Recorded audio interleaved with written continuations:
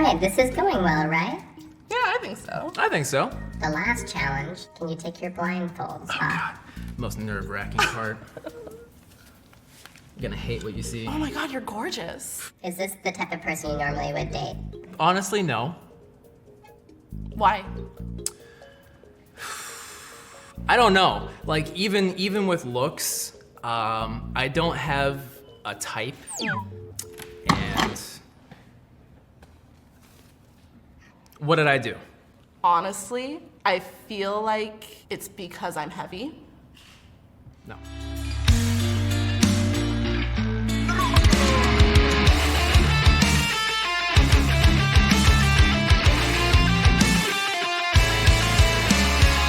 Something that has been boggling my mind since I was young is people's inability to defend their own beliefs. So I would argue with someone over something, and in a lot of the cases they will reply with 2, maximum 3 arguments that can't hold water, and that I can dismantle with a one-liner in less than 5 seconds.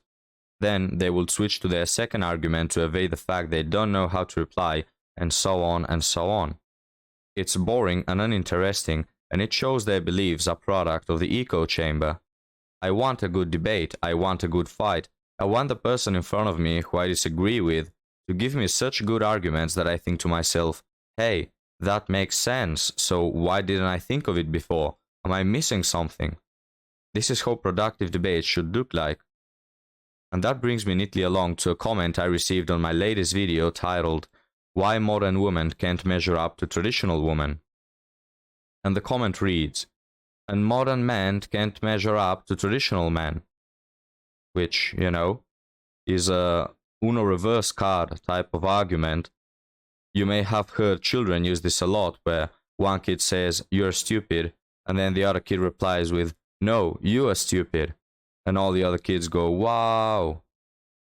And the second statement is one of the most used strawman arguments nowadays, which is totally ignoring the point of someone to insult him for something that he didn't do.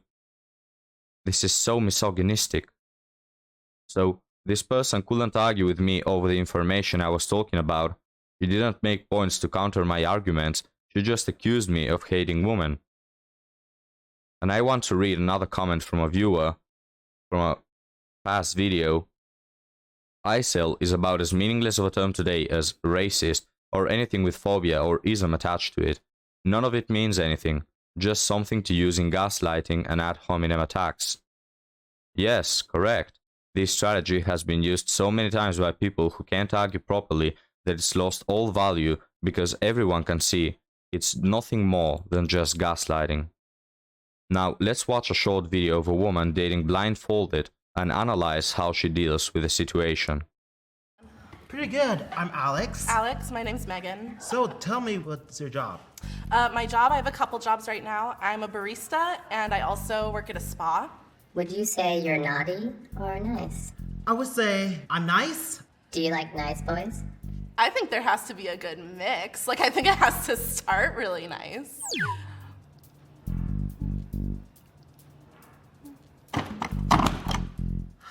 Ooh, not ready anymore. Awkward.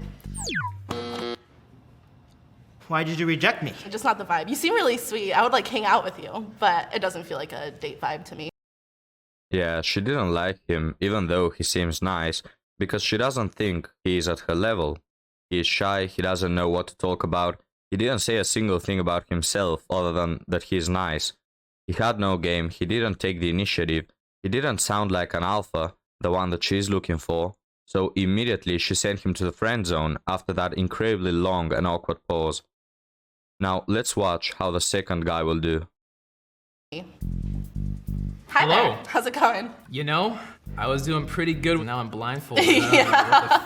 Does it make you nervous to be blindfolded? Yeah, the last time that I experienced something like this was training for scuba diving. Is Yeah. that like something you do for like work or just fun? Just fun. So, you can't see each other. No. Say something sexy.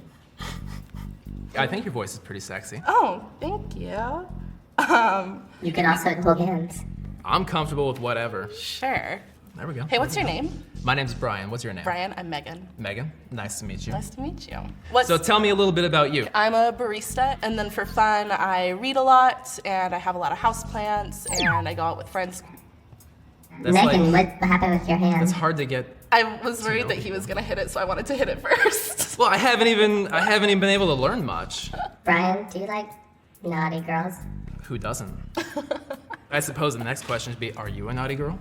Absolutely. I used the mistletoe native deodorant today. If both parties consent, I dare you to kiss each other. Okay, sure. Where are you? I'm standing over the button. Okay, I'm standing too.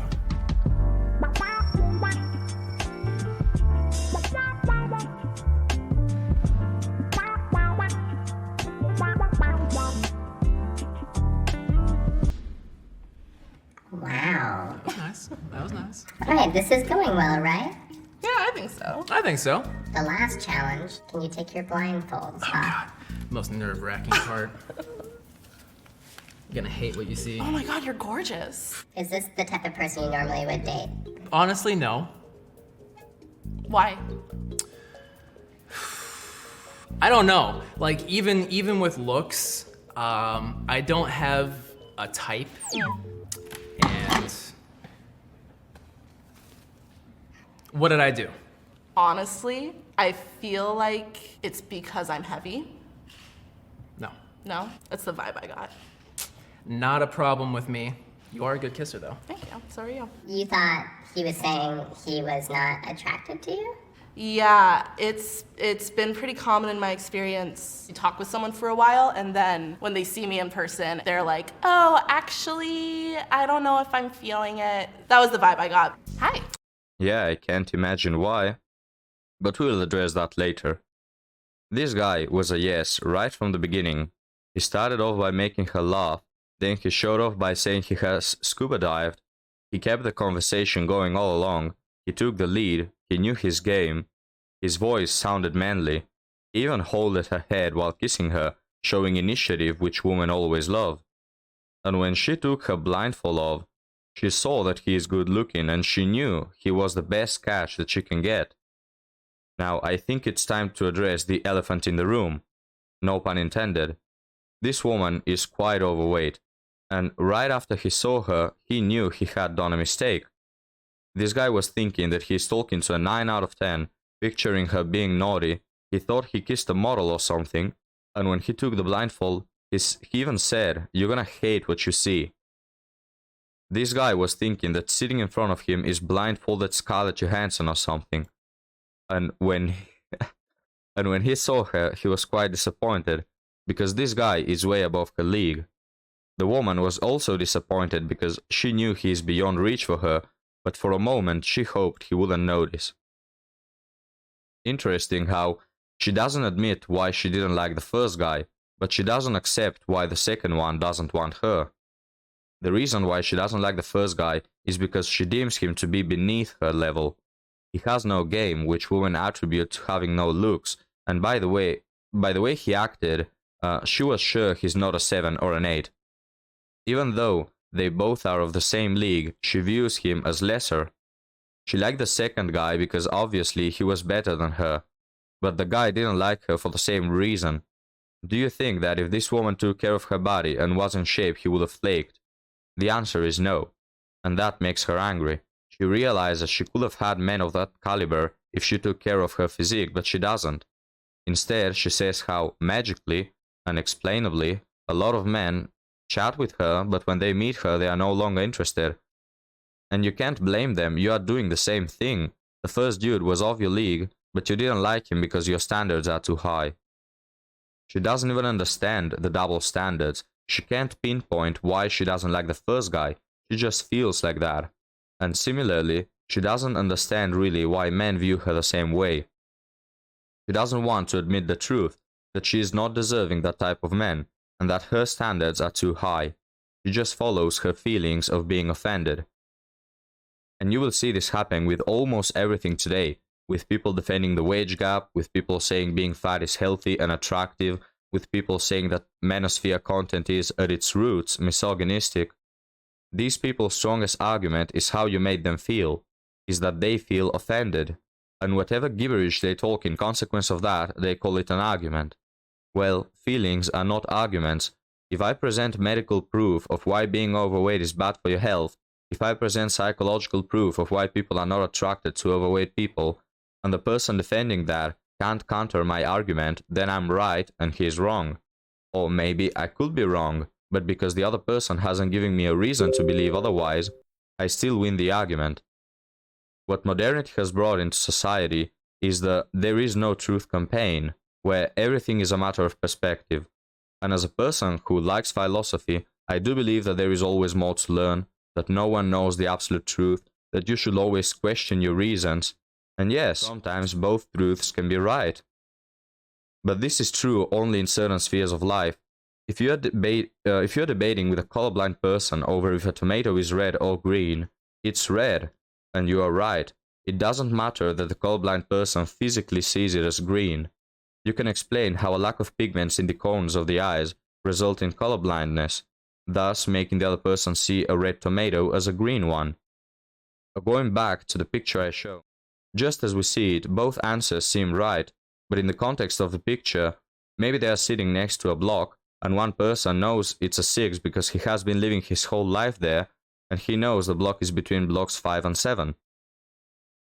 So don't let people confuse you with this modern mental diarrhea which they use to make strawman arguments. There is a reason why people are not attracted to overweight bodies. There is a reason why people don't like their partners to have a high body count. There is a reason why men prefer traditional women. And understanding this and seeking the truth and the motives for it is the first step towards helping yourself and others. Instead of taking down the easy path, which is to say that there is no absolute truth, so I'm not accountable for anything. And you can also see that the man in this date was also confused. I'm probably guessing he perfectly understands why he doesn't want to date this woman, but he is afraid to say it. Because nowadays, if you say you are not into dating fat women, you are fatphobic. If you are not into dating black or Asian women, you're a racist. If you're not into dating women with a quote-unquote colorful past, meaning they are for the streets, then you are insecure. It's all a bunch of gaslighting and coping, so don't let anyone fool you. The best way to stand your ground in arguments is to have a clear vision of why you believe a certain thing, what made you believe it, the motives you have for acting or thinking a certain way. If you are honest with yourself and you understand why you do things, most people you argue with are going to lose the argument by themselves, simply not being able to stand their ground. This is a good way to differentiate between truth and lies, not get manipulated, to not get confused by the moral duality, and to not get lost in today's false ideologies and misconceptions. But with that being said, gentlemen, thank you for watching today's video. Leave me your thoughts down in the comments, and I will see you next time. Have a good one.